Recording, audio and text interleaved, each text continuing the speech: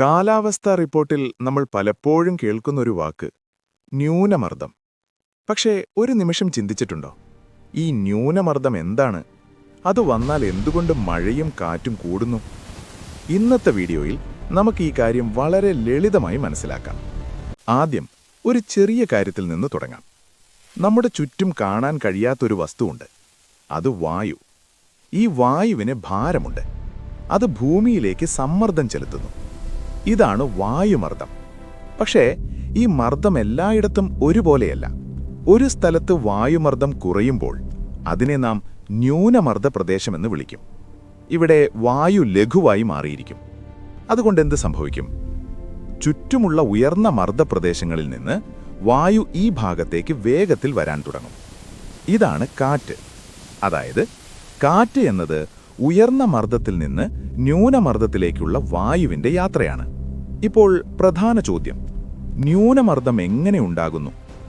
ഇതിന്റെ പ്രധാന കാരണം സൂര്യന്റെ ചൂടാണ്. ഭൂമിയുടെ ചില ഭാഗങ്ങൾ കൂടുതൽ ചൂടാകുമ്പോൾ അവിടുത്തെ വായു ചൂടായി വ്യാപിച്ച് ലഘുവാകും. പിന്നെ അത് മുകളിലേക്ക് ഉയരും. അപ്പോൾ താഴെ എന്ത് സംഭവിക്കും? വായു കുറയും. അതായത് മർദ്ദം കുറയും. ഇതോടെ അവിടെ ഒരു ന്യൂനമർദ്ദ മേഖല രൂപപ്പെടും. ഇപ്പോൾ കാര്യങ്ങൾ ഇനിയും ഇൻട്രസ്റ്റിംഗ് ആകുന്നു. ന്യൂനമർദ്ദമുള്ള സ്ഥലത്തേക്ക് ചുറ്റുമുള്ള വായു വേഗത്തിലെത്തും. ഈ വായു സമുദ്രത്തിൽ നിന്ന് ഈർപ്പം കൊണ്ടുവരും. ഈർപ്പം നിറഞ്ഞ വായു മുകളിലേക്ക് ഉയരുമ്പോൾ അത് തണുക്കും. മേഘങ്ങൾ രൂപപ്പെടും. അവ വലുതായാലോ അവ മഴയായി താഴേക്ക് വീഴും. സമുദ്രത്തിനു മുകളിൽ ശക്തമായ ന്യൂനമർദ്ദമുണ്ടാകുമ്പോൾ ചുറ്റുമുള്ള വായു അതിലേക്ക് ശക്തമായി കയറും. ഭൂമിയുടെ ചലനം കാരണം അത് തിരിഞ്ഞു കറങ്ങും. ഇതോടെ ഒരു ചുഴലിക്കാറ്റ് രൂപപ്പെടും. ഇതാണ് നമ്മൾ സൈക്ലോൺ എന്ന് വിളിക്കുന്നത്. അങ്ങനെ ന്യൂനമർദ്ദം എന്നത് വായുമർദ്ദം കുറയുന്ന പ്രദേശം.